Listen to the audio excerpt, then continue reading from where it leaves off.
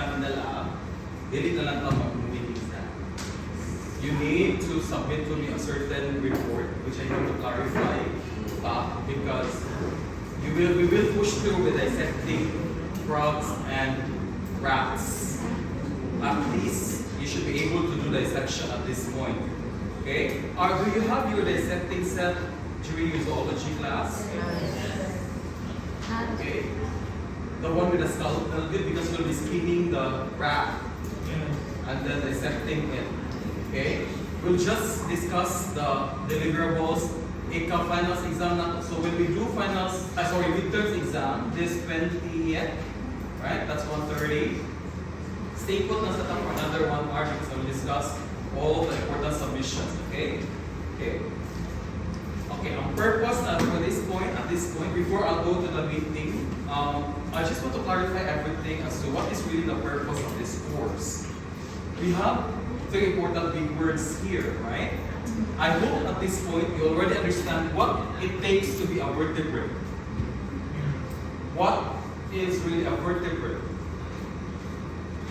Yeah, let me ask you. Kung ika-answer ka kung bakong na yung chance of fail. What is then a vertebrate in the context of biology? What does it take to be a vertebrate? Very good. What's that word? You must have your sense organ must be concentrated at the anterior part of the organism. Okay. Sa'yo na dyan to be a vertebrate. First is you should have a head because all vertebrates are technically craniates. Alright. Plus, you should possess the notable coordinate characteristic. So therefore, ask yourself, when I graduate to this course and I recall 10 years from now what it takes to be a coordinate. Name one.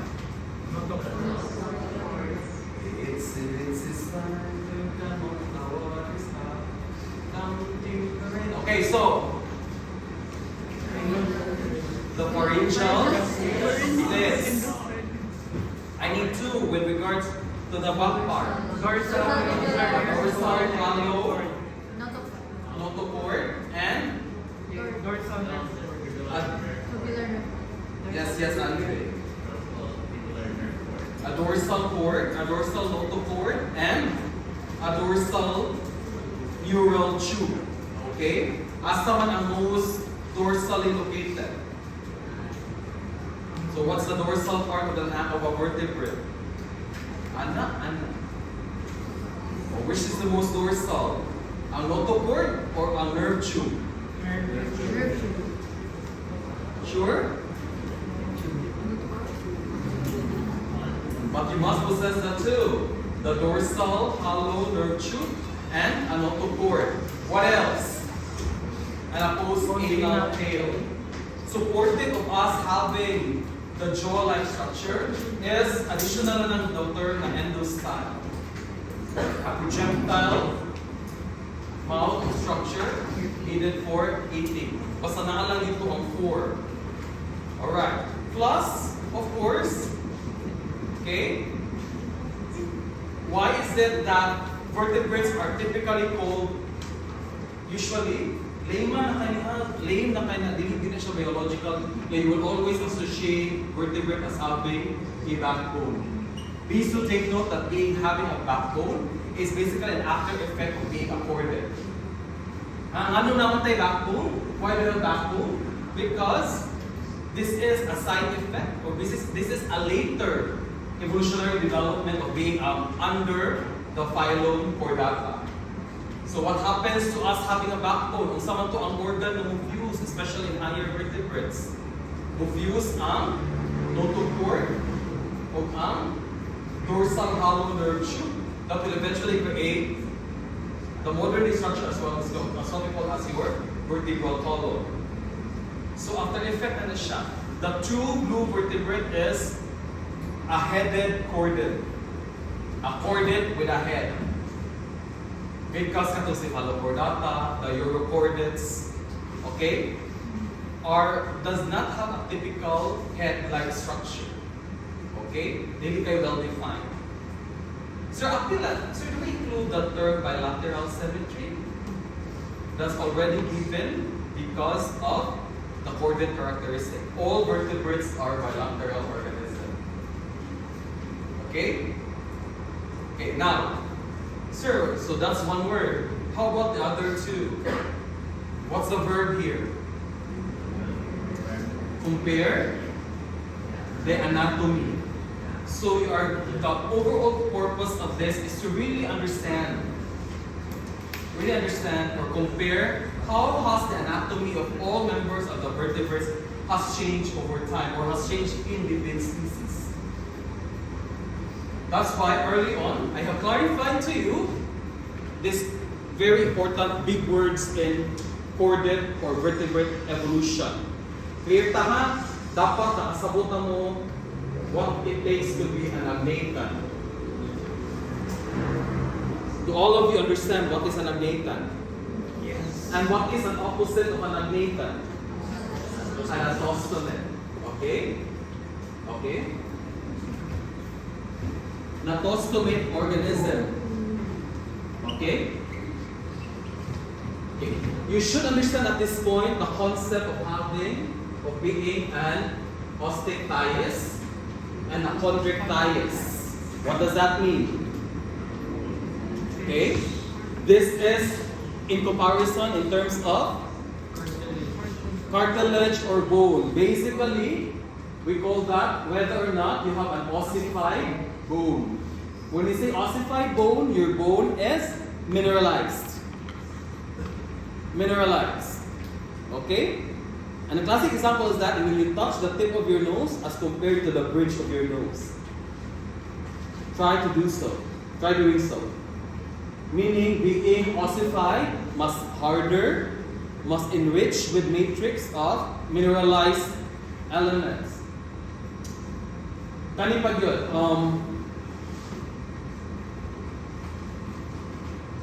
Unsa may lobe-fin fish? Okay? Than just a typical teleos. Unsa man yung lobe-fin fish? Lobe din na. Okay?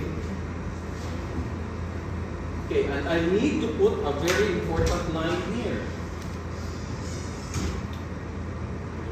Okay? So, lobe-fin fish and the teleos. Because this marks the appearance of, remember acanthostiga?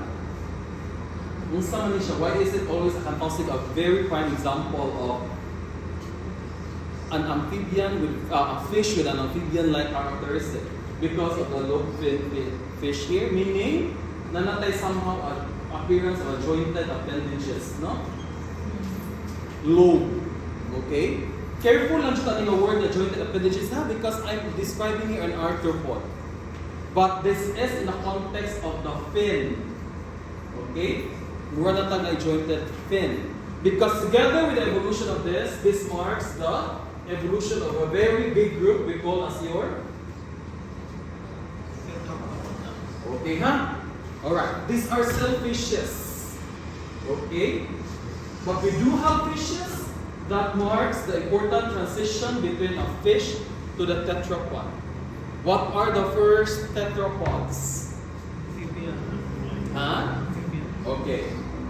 That is amphibia. Okay? And then the reptiles. And then aves, mammals. No? But you have to consider the important in-between terms here. Which among these groups are the true amniotes? You should know now what is an amniote or the amniotes. Huh? Asa magsugod? Okay, these are your amniotes. Okay? For you to become a Therian,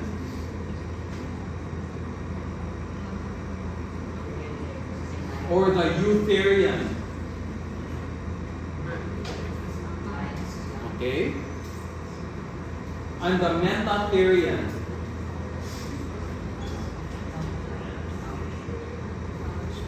The pouch and the placental mammals, right? And this describes, okay, the two types of mammals.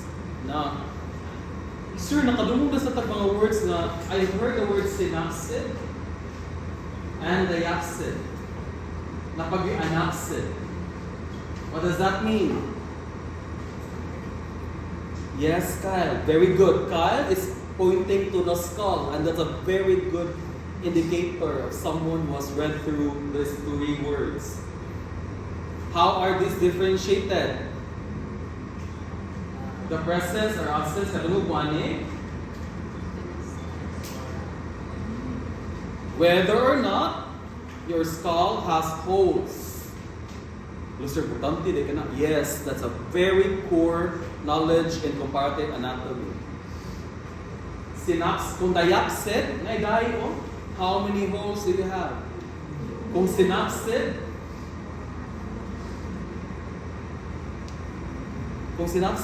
wala kay hole. If you have an anapsid, you have a false hole in the skull, but it is not a fenestral hole. Nalang siya ibang na, but it's not considered as a fenestral hole. Now, sige naman kung tanog skull sa baki, sa chicken, sa cat. Oh, is a cat a synapsid or a diapsid? Have you seen holes in the skull of the cat? Other than the holes created by the zygomatic part. Huh? Have you seen one? Okay, sige na lang. Ako na lang i-shortcut. All mammals are synapsids. Okay? Reptiles can either be a diapsid or an anapsid. Sabot ha? Ay ko nakalimti. Okay? Mammals are always synapsid. Now ask yourself, have you seen a human skull? Oh. Kanit, skull na lang gawin nyo. Let's use your human skull. Have you seen holes in your skull? Have you seen basically a very articulated skull, which means it lacks holes. That is one prime example that you're a mammal, and therefore you are a synapsid. But you happen to look at the holes of your frog, for example. Frog. Is frog a what? Kita naman holes sa frog.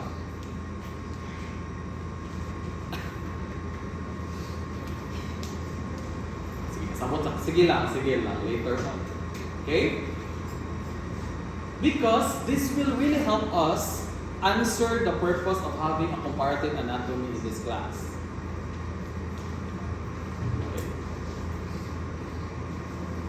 Okay. I have a task for everyone, an individual task of using my slides in order to compare groups of vertebrates. But before anything else, another emphasis. Okay. In the whole realm of comparative anatomy, scientists look the past up to the present. No? Okay? Among the organ systems that we've discussed so far, which organ system can really help you compare anatomy from the past to the present? Okay. Only the skeletal system will do. Can traverse both the past and the present again. So it helps us compare the evolution. Ang pinaka-powerful view is evolution using the skeletal system. The bones. Why? Because technically, these are the only preserved specimen that will remain of an organism that died long time ago. Post-midterm, except the oral cavity, naman po slides ng oral cavity, this could still traverse the past and the present because the teeth remains over time. Kani ang ipag-discuss karon, the visceral organs or the organ system can only be settled here. Sorry to say. Correct? Starting from asa mo gana nagsugod. So ang akong i-discuss karon, I will be focused regular sa first. I'll start with the digestive system. Okay? It's rare for us to really compare the digestive system from past organisms because you don't have evidences for this. Okay? I would also consider urinary system. And then I would consider reproductive system.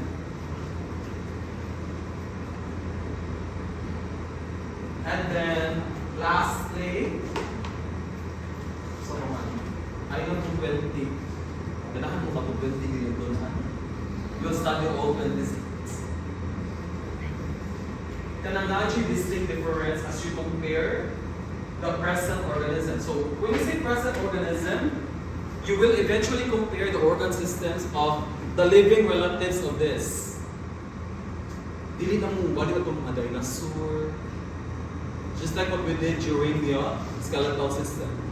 Dinosaur, katong mga scientific name na nanimbaw ni balik mo, bawas pa sa exam. Acantostica. Okay? This time around, post-midterm, I know comparative approach, karoon na ha? I know comparative approach is compare the organ system on the extant species or extant members. Post-midterm na niya. Okay? Not a specific individual task for that. Okay? So the overall purpose here is to really be able to compare the anatomies of extant species looking at the soft organs. Okay. Well, one classic example, if I'll use urinary system.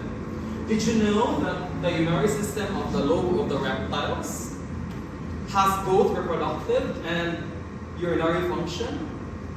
Are you aware of that? I think you've heard the word cloaca.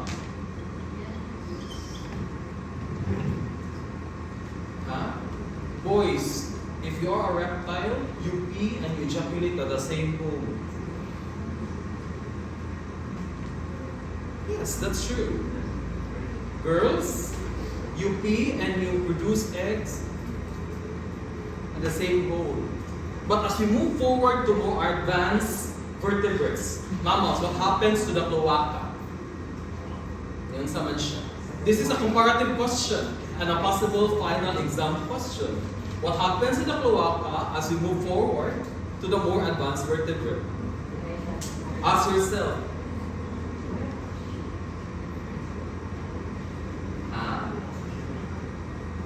Sige, ako po ha, cloaca. Arisan mo malibang, boys and girls. If you are a reptile, malibang, mangihi, mo ejaculate mo, produce egg at the same hole. But in the context of higher vertebrates, what did you notice? You now have two separate holes for two separate functions. Okay? For expression. In the case of male, somehow, you've retained the urinary and the ejaculatory part. No? But for females, you have two separate holes that are reproductive, and that's one classic example of really understanding the evolution of the visceral organs, okay? I'll just use the word soft organs, okay? I am basically referring to the visceral organ. In order to really compare this part here, alright? What else? And the digestive tract. What did you notice with the digestive tract? As you move forward, what happens to the digestive tract? Does it get longer or is it shorter? Magkataas, magkamubo. Ha? So magkamubo. So may kakaon yung ibang dayon. Ha? Longer in a way. You will be able to appreciate that. When what else?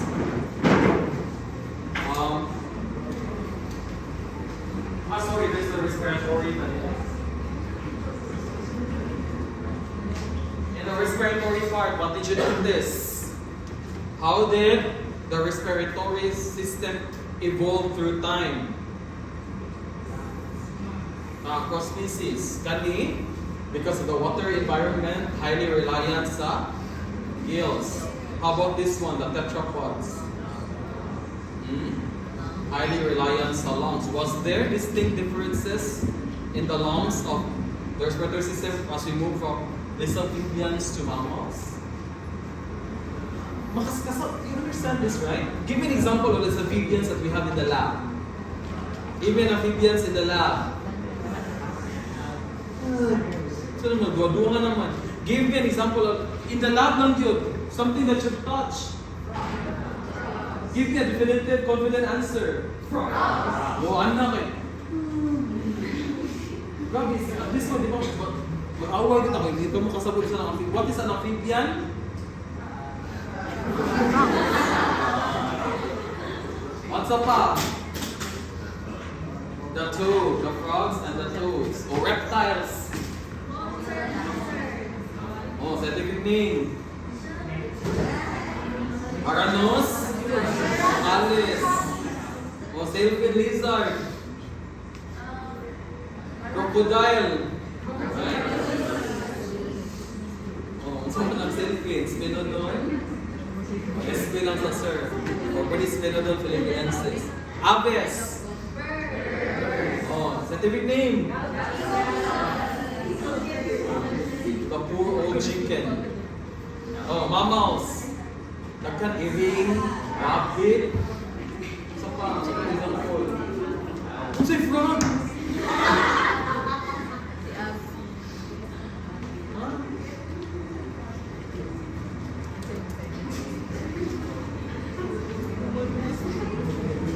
Kamu mismo, ha?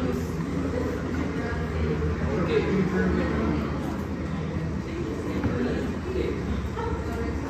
Tapos, namin meeting for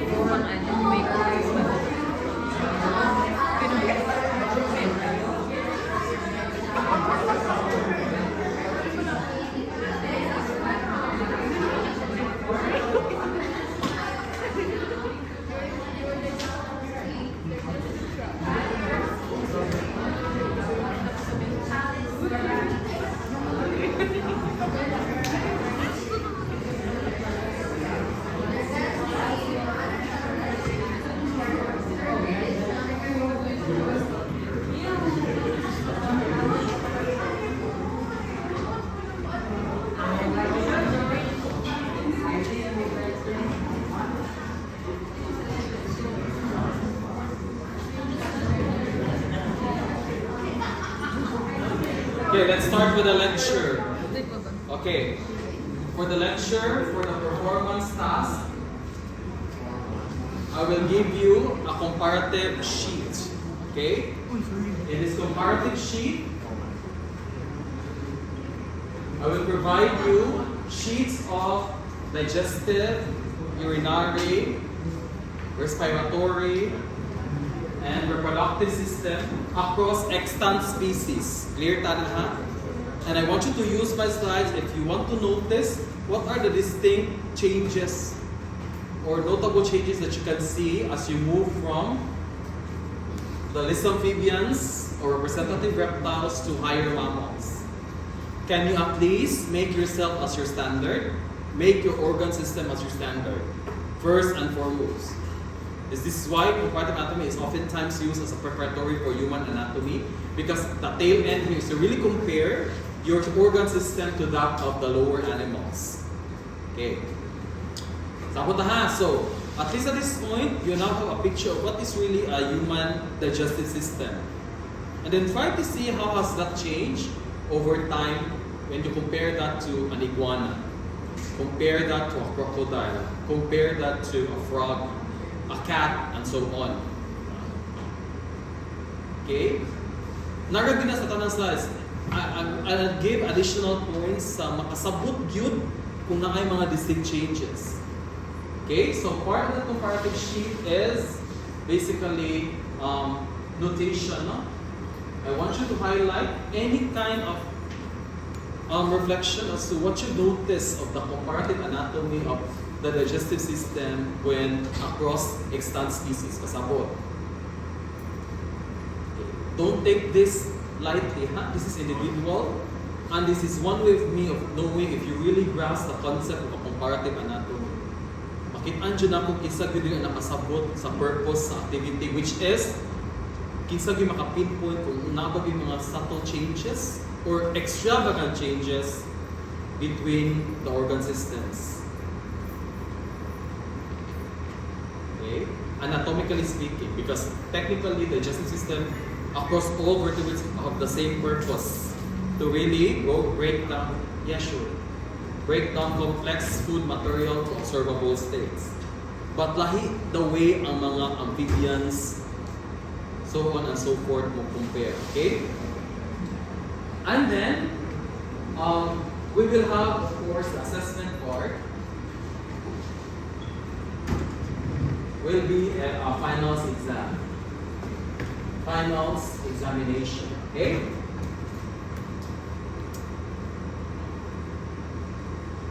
Alright?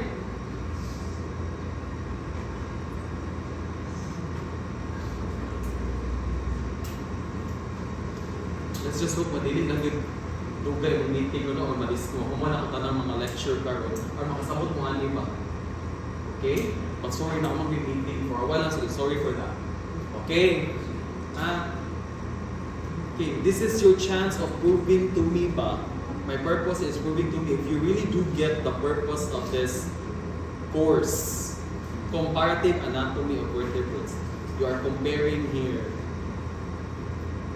Lahi ko ni siya human anatomy because that's one single species and you'll memorize the anatomy. Kani manggong comparative anatomy, different species, different organ system per species. Okay? Kaya I know comparative anatomy is one of the terror subjects yun. Mawagin ang filter. Okay? And basing from the movie exams that you have, hindi pa ako convinced because daghan pa dyan kayo yung mga naka-feel ko mga hindi siya ang ipapasaron. Okay? So, this is one way of me knowing if I can make sense of the slides that I have. Okay? Okay. So we only have 1, 2, 3, 4, 6 meetings. Hello? Okay. So why you not to? November 17, November 20, November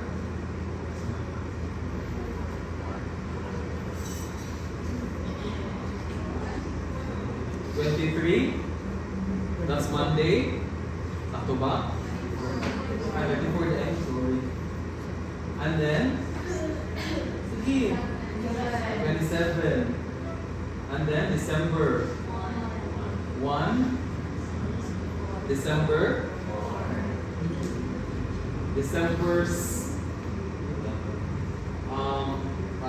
11 to 15 is already your finals exam. Okay. Tapos na ha? Okay. Halos naman ni i-submit.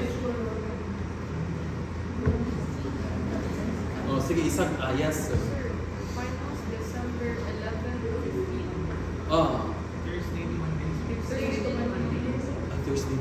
Monday. Joke. 6 to something. 9 to 13. Oh, wala ito finance exam, di ba? Ay, 8 to 15, right?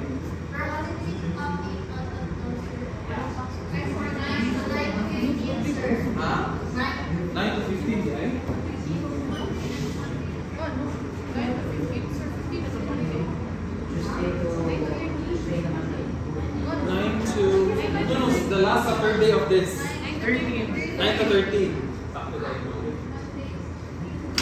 Kabilang marker mo. 9 to 13. Sakto ba? Sige. Let's correct facts here. Okay.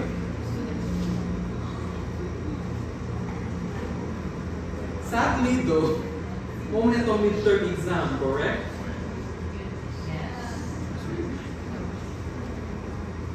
We are at this point in time. So, ani siya, ato na lang isagad ha. December 4 na ha. Reasonable? Or ako in November 27? Okay, sagad na ni ha. So, submission. Okay, let's develop this along with you. Hindi ko ganahan ako mag-buot-buot. O, sige. Submission of lecture PT. Okay. Now, moving forward, of course, ari naman tayo makasugod og lab. Make sense?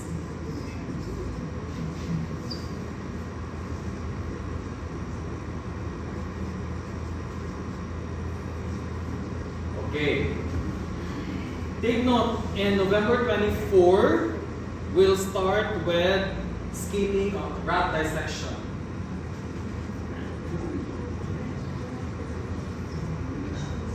Okay? Okay ha? Rat dissection. The 27, we have an advanced way of killing a frog. We call that frog feeding. Katuning na YouTube akong descent. Okay? Kasabot pa so far? Kaya pa? People at the back. Seryoso ni ha? The administration did not agree with a massive promotion. With a mass promotion. CDU did not decide that even nga nagka-typhoon and bagyo and all, we will promote everyone. Meaning baka napapasaron tanan for the next semester. Kaya ni-appeal man ang SSC nga i-mass promote ang mga student. Meaning pasar tanan. Wala ni so good. Sorry. Okay ha? Frog feeding. Okay? Inyo man ang rat dissection, inyo man i-preserve, kaya agree man ta mag-skinning and all. Ako pa mo, graduhan pa ta mo kung lamit mo skin. Kadang saan siya pag-skin ba nga, you will not, you basically remove the dressed rat. Kung na-dressed chicken, na-dressed rat.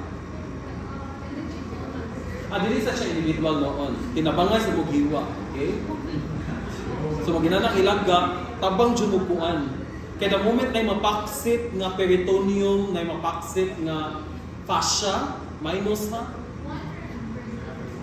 Yes, 1 rat per group. Pero dili ka mamapatay na ayak ko by Dr. Justin Burgos will visit us, will orient us first and animal handling. Sila sad ang cervical dislocation. You know what's a cervical dislocation? Kanang tuon ang ilagaw. That's the most humane way of sudden death. Dili na ninyo i-drown ang rat, dili ninyo i-suffocate. Sudden death. Ano na yun? Baka nang ilagaw sa wire pa niya. Yung anong liho kayo. Putol ang liho, patay tayo. Swift kill, okay? So natin mga nanang a demonstration ha. Dili na ko ka-lecture aning apart. Manta. Okay, mauna tagin karon. Alright.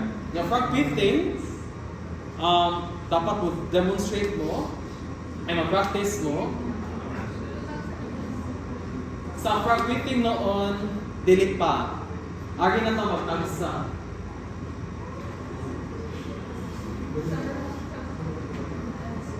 The proper way of doing a complete and non-complete meeting.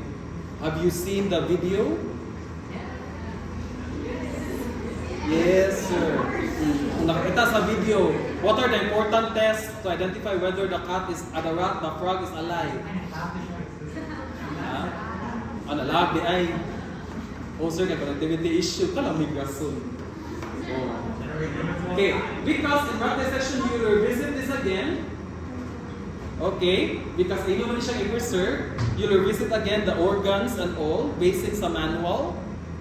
Okay, and this one, Anna.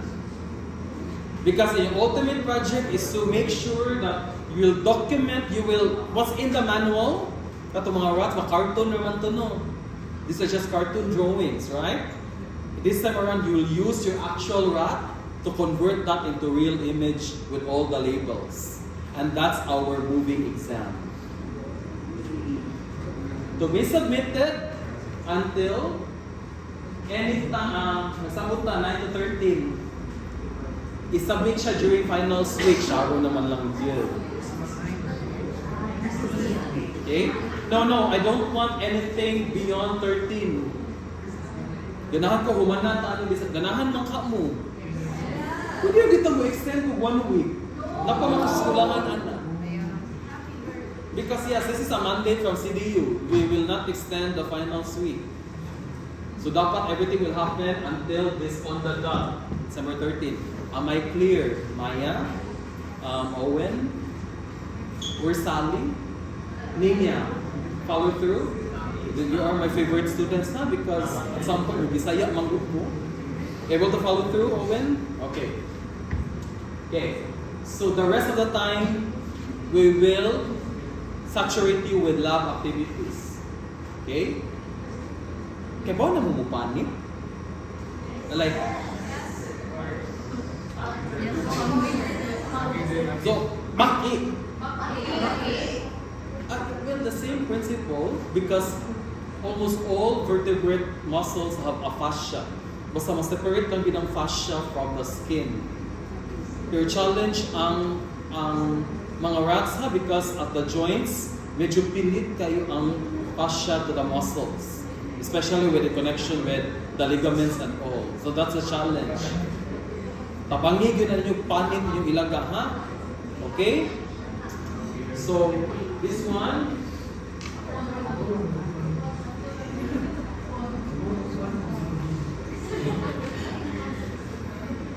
on December 4 is red 10. Okay? So, all frog beating.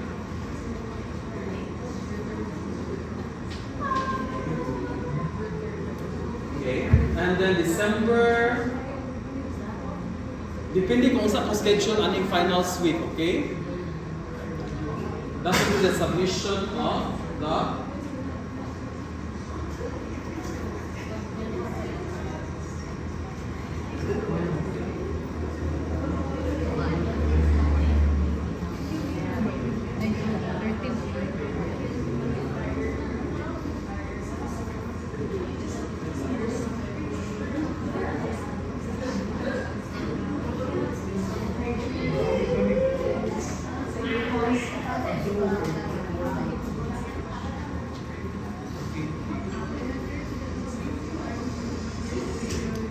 follow through so far.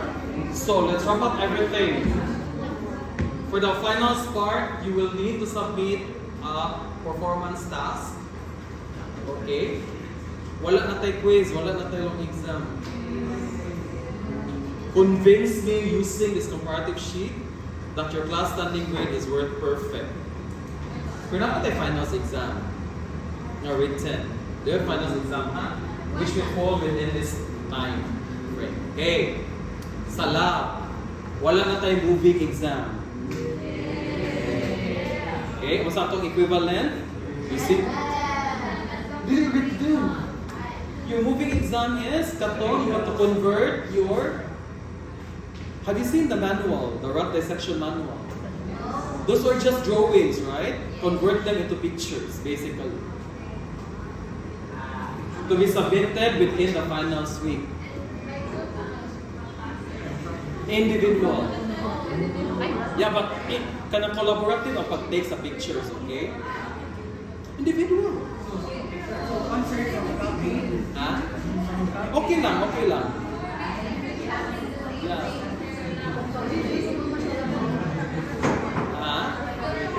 It's not basically the same thing because the labeling is done by you.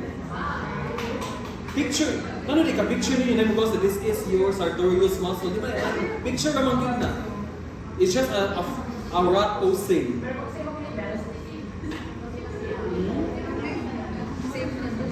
Okay na sa labeling niyo.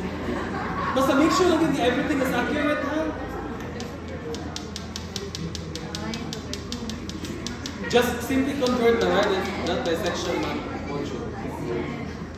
Pero kaning wet then, this is equivalent to our quizzes and all. Okay? Magdamo baki ani tagsa. December 4. Reading.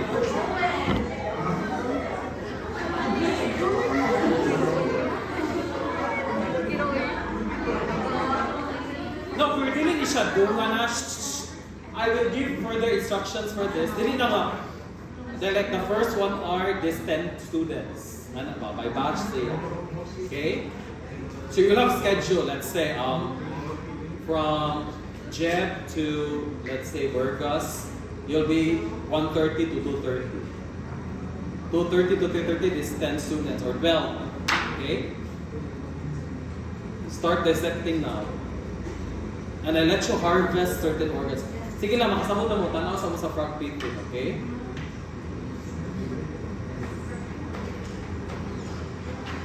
Okay? Let's have a quick break. I'll go down pa to check if madayon ang meeting, okay? Then, if okay na me, we'll start with a lecture with all the remaining. Napani siya oral cavity.